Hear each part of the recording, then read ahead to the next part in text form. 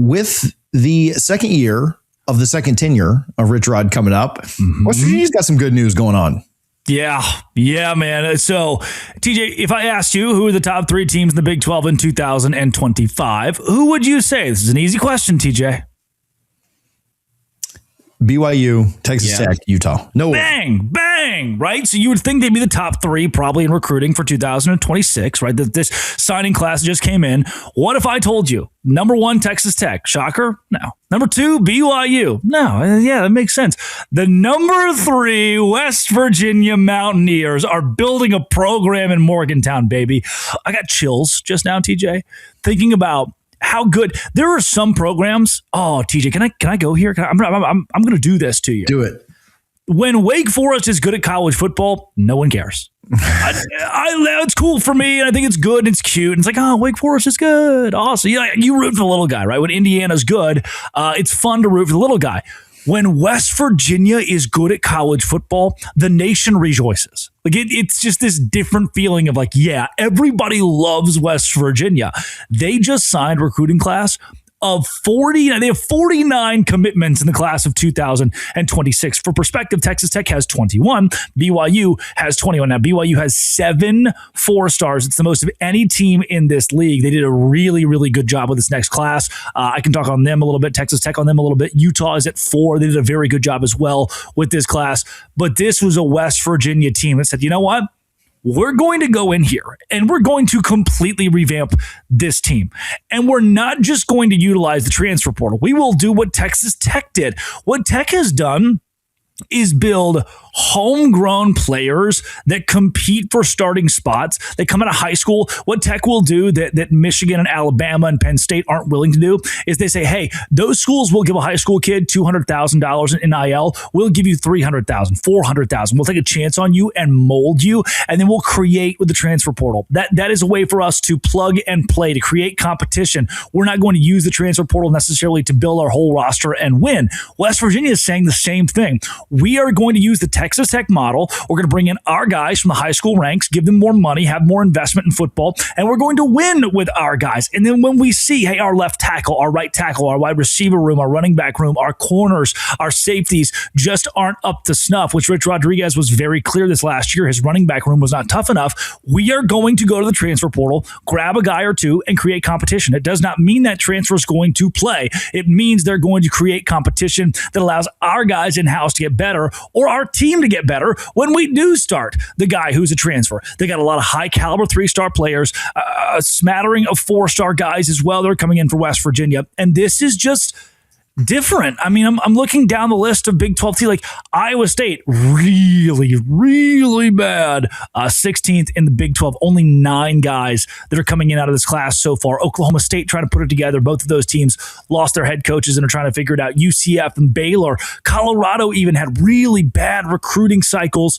But for West Virginia, they said, look, we're not as big of a brand. We know that as Deion Sanders and what Colorado is doing, right? We haven't had the same success in the last 5-10 years as Oklahoma State or Iowa State, who have been to Big 12 championship games and competed at the top of the conference. We haven't won a Sugar Bowl like Baylor did 5 years ago. But with Rich Rodriguez, we're going to pour the money into it. We're going to compete. And TJ, what fires me up so much about this, I'm about to do it again. You ready for that? I'm going to do it again.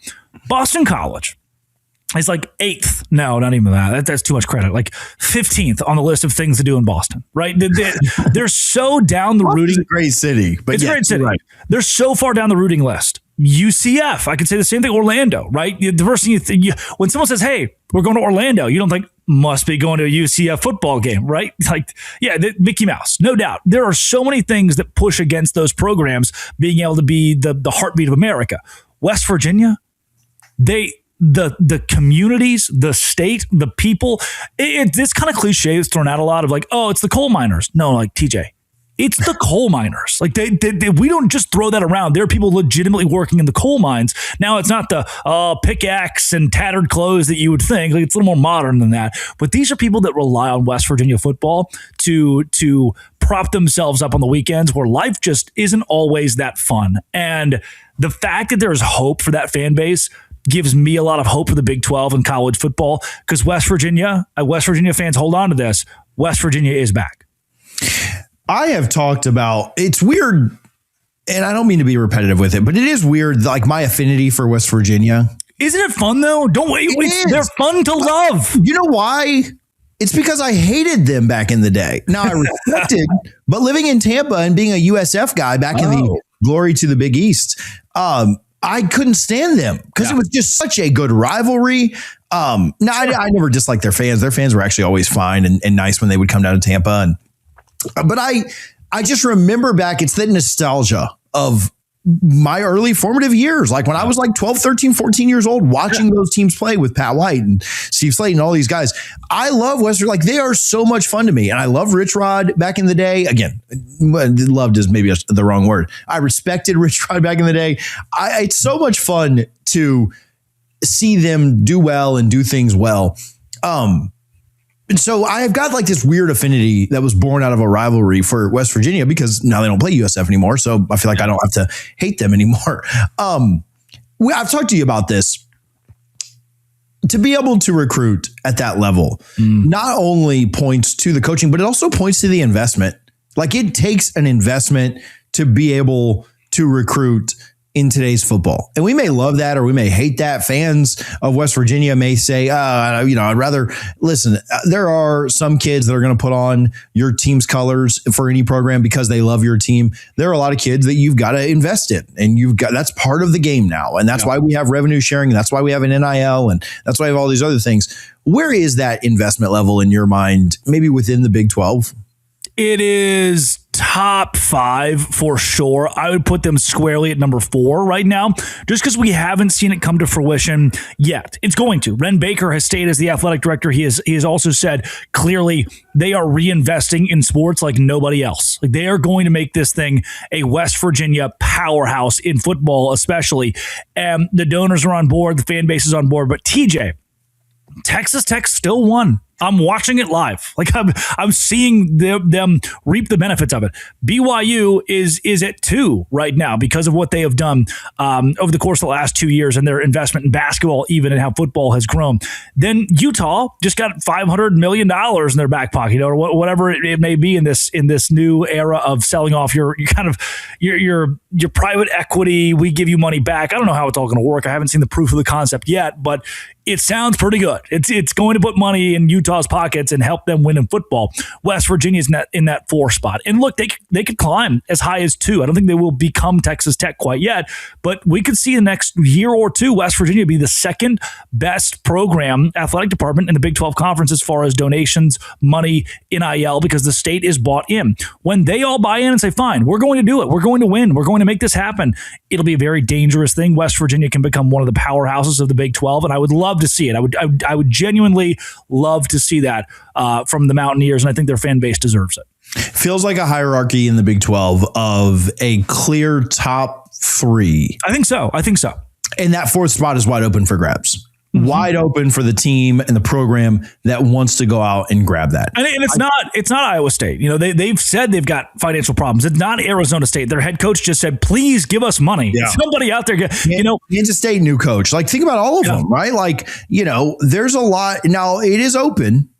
So I don't think you want to let one of those mega billionaires in Phoenix or something to go step up and take it, or let Arizona go grab it, or just any of these programs. But to me, it's pretty open. Yeah. And West Virginia feels like they're the best fit for that.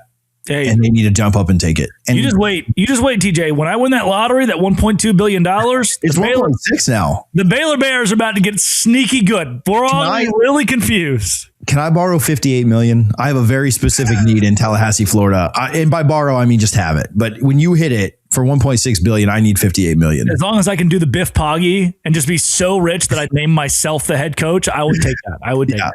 Deal. Today's show is brought to you by FanDuel. FanDuel is exactly where I go during the NFL season or the NBA season. I don't love the NBA. I don't love watching the NBA. I don't. If you love the Jazz, they're just not that great. It's kind of hard to watch sometimes. But with Game Time, with FanDuel, with all of these sponsors that we're giving you today, you're not just watching the game. You're either there, and when you're there, you're reacting to it in real time. Live betting with FanDuel is best when the game starts to shift. A receiver gets hot, a defense tightens up, and the momentum flips after a turnover in football, or that big three is knocked down in basketball. Live spreads and money lines adjust instantly. Player props update as guys heat up. So if you want to be right in the middle of the action this season, visit FanDuel.com. Place your bet. Live bet on the NFL season all year long. FanDuel, the game moves fast, and so can you with FanDuel.